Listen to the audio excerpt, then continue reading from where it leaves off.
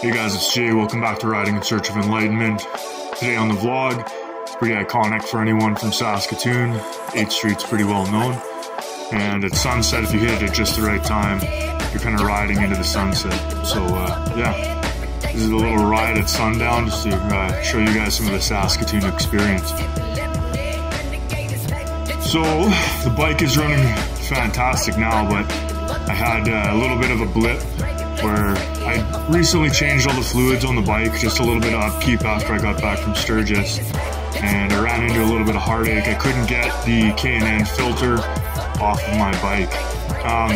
They have like a little nut that's welded onto the end. It's pretty much useless. The thing's super round and not very deep, and so it's really difficult to kind of get a grip on it, and it's kind of just gets in the way of you trying to use a filter wrench or anything else. So it caused me nothing but grief. I was working at it for, looking at remedies online, really trying and racking my brain as to how I could get this off. I changed all the oil and then kind of got stuck, and read that it was okay if I rode with it like that for a bit, but I needed it off of there. I needed a freshie on there for sure. I could tell that the bike was kind of, even though it had new oil in it, it wasn't running optimally. And so I ended up, I ordered a filter wrench online. It was a little bit bigger, and I just heavily modified it. So I cut off the edges, so it was kind of just like a faceplate, and then screwed some holes in it. And I'd read online that someone else had used some self-tapping metal screws in order to drive it into the filter and fix your kind of filter wrench, and fixing a surface that you can attach another wrench onto there a little bit better.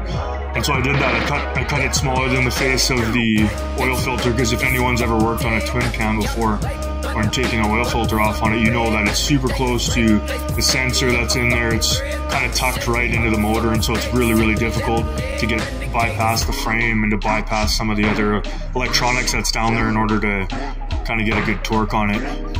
And so I rode the bike for a little bit, warmed it up just to kind of break anything loose in that seal, and sunk the self-tappers into there, and then kind of like hammered the bit in, because still that little nut that's on the end of the K&N filters was kind of getting in the way. And so I just kind of manhandled everything into place so that I wouldn't get any slippage and that I wouldn't end up destroying the tool that I made. And after kind of knocking at it a bit and really reefing on it with a breaker bar, I managed to break the oil filter free. So I took that one off. I popped a new K&N filter on, just hand tightened it. I don't know if last time maybe it was torqued on with a nut or not. It says online specifically just to hand tighten it, just because then the next time it's not going to be a fucking hassle to get off. But I fought with that for weeks, you guys. It was brutal. So next time I'm just going to probably do the same thing. Just take this little tool that I've made, drill some self-tappers in there, and then just use it like that, because it was hell. I thought that I wasn't going to get that off of there. I thought it welded itself onto the engine. So really happy. You have all my oil filters sorted out. And yeah, the bike's been running optimally. It sounds like it's running a lot better. Like it's idling a lot nicer. And just like, maybe it's just placebo. Maybe it's kind of in my head a little bit, but it just feels like the operating temperature is staying better, and it just sounds nicer as it's running. So it's probably with cycling oil a little bit easier. That filter was old and it seems like it was full of gunk, so happy to get that off of there. But it fought me every step of the way, that's for sure. Couple new things. Heads up, there's going to be tons done to the shop. I'm going to be showcasing the shop as the months are starting to get colder here.